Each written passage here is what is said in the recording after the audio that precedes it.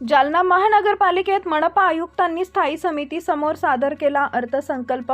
बैठकीत अर्थसंकल्पावर करण्यात आली सविस्तर चर्चा।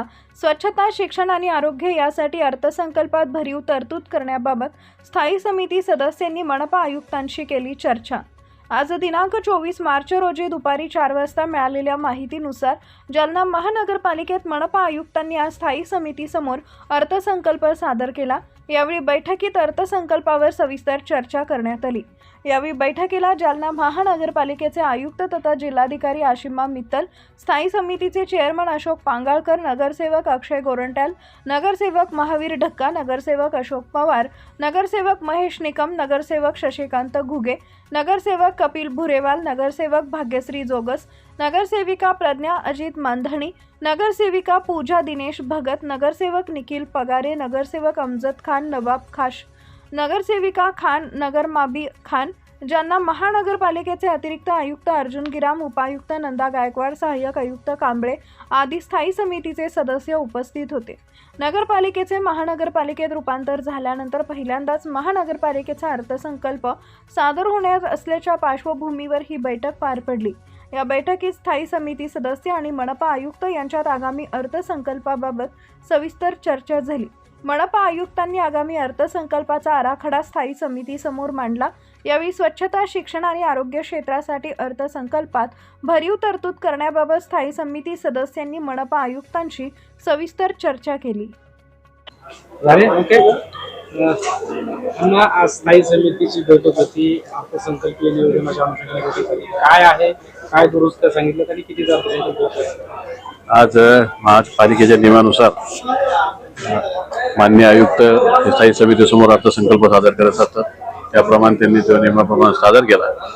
अर्थसंकल्पावर डिटेल चर्चा झाली आणि ज्या हेडमध्ये ज्या समजा आरोग्य असेल, शिक्षण असेल, ज्याच्यावर पैसे कमी ठेवले होते बजेटमध्ये, त्या सूचना सगळ्यांच्या घेतल्या त्याच्यामध्ये। आणि आता त्याच्यामध्ये सगळ्या सदस्याच्या म्हणणं ऐकून किंवा त्यांची लेखी सूचना घेऊन त्याच्यामध्ये नियमाप्रमाणे जे बदल करता येईल ते करून येणाऱ्या येणारी जनरल बॉडी असेल त्याच्यासमोर अर्थसंकल्प आम्ही सादर करू। किती कोटीचा अर्थसंकल्प होता आणि सुधारणा होणार किती कोटीपर्यंत?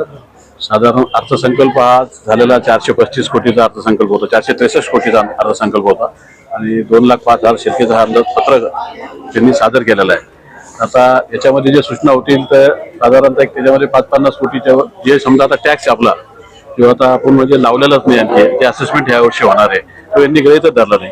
जसं थर्ड पेजची आपली MIDC आहे, MIDC थर्ड पेजला फक्त 1-2 कंपन्यावर लागलेला आहे, तर जवळपास 50-60 कंपन्या सुरू आलेल्या आहे। त्याचप्रमाणे बऱ्याच ठिकाणी रेसिडेन्शियल कमर्शियलमध्ये हे केलं, लोकांनी करून घेतलेलं आहे। त्याप्रमाणे आपल्या टाउन हॉलचा समजा आपला तिथला एक वाद आहे, असे सगळे विशिष्ट सगळ्या गोष्टीवर काम करून एक त्याचा आर्थिक स्त्रोत एक वसुली करून घेणार आणि त्या वसुलीच्या बेसवर आपण आणखी 50 ते 60 कोटीची त्याच्यामध्ये वाढ निश्चित करणार। स्वच्छता आणि आरोग्य या दोन बाबींवर चर्चा झाली म्हणताय, कितीचं नियोजन केलं गेलं या दोन बाबींसाठी आणि किती वाढीव नियोजन केलं? स्वच्छतासाठी सध्या यावेळेस ठेवले होते 34 कोटी रुपये, परंतु आम्ही त्याच्यामध्ये साधारणतः 10 कोटीची वाढ त्याच्यामध्ये आवश्यक आहे।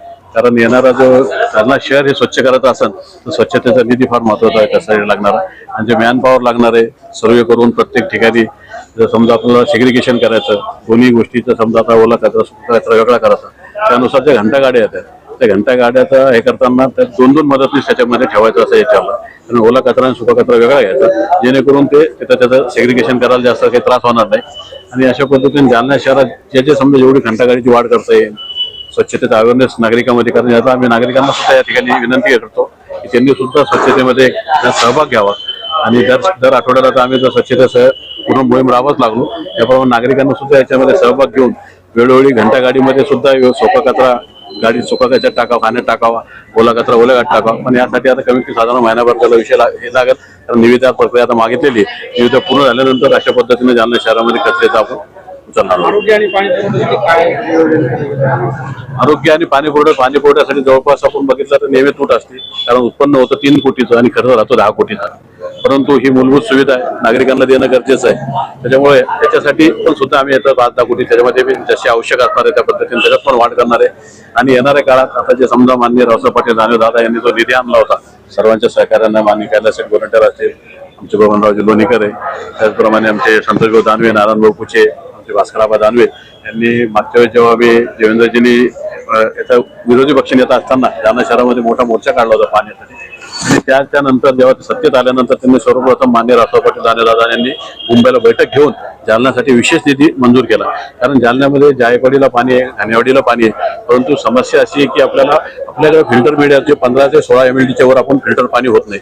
त्याच्यामुळे आपल्याला जालना शहराला पाणी द्यायला आपली 60 MLD ची आपल्याला गरज आहे, परंतु ते न त्यामुळे आपल्याला आज आपण 7 दिवसाला पाणी देतो. पण येणाऱ्या काळामध्ये आपलं एक तर लाईट बिल वाचणार आहे, सोलारचं काम जवळपास पूर्णत्वाकडे आलेलं आहे, तर 2 कोटी रुपयाची बचत आपली त्याच्यामध्ये सुद्धा होणार आहे आपल्याला, म्हणजे जवळपास 20-25 कोटीची आपल्याला वार्षिक बचत त्याच्यात होणार आहे.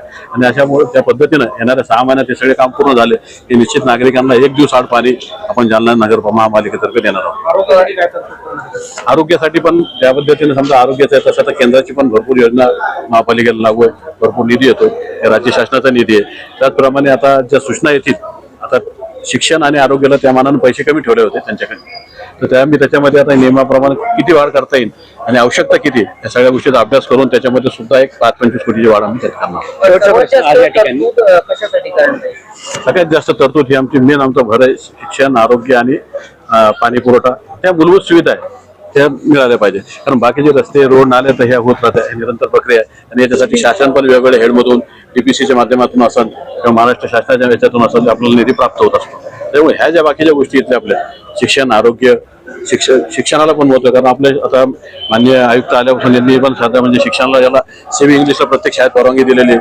त्याच्यामुळं ते स्लम एरिया असेल, गोरगरीब विद्यार्थी असतात यांच्यासाठी एक चांगल्या पद्धतीचं शिक्षण तिथं आपण देणार आहोत. कारण माननीय आयुक्त मॅडमनं बघितली होती आपली मुक्तेश्वरची शाळा, त्यांनी सांगितलं ह्या धर्तीवर आपल्या सगळ्या शाळा आता तयार करायच्या आणि त्या पद्धतीने त्यांनी सूचना सुद्धा केल्या आणि येणाऱ्या काळामध्ये शिक्षणात सुद्धा चांगलं महत्व जालना शहरामध्ये गोरगरिबाच्या शिक्षणाकडे लक्ष देणार आहोत. शेवटचा प्रश्न आज या ठिकाणी काही वाहनांचं लोकार्पण देखील करण्यात आलं.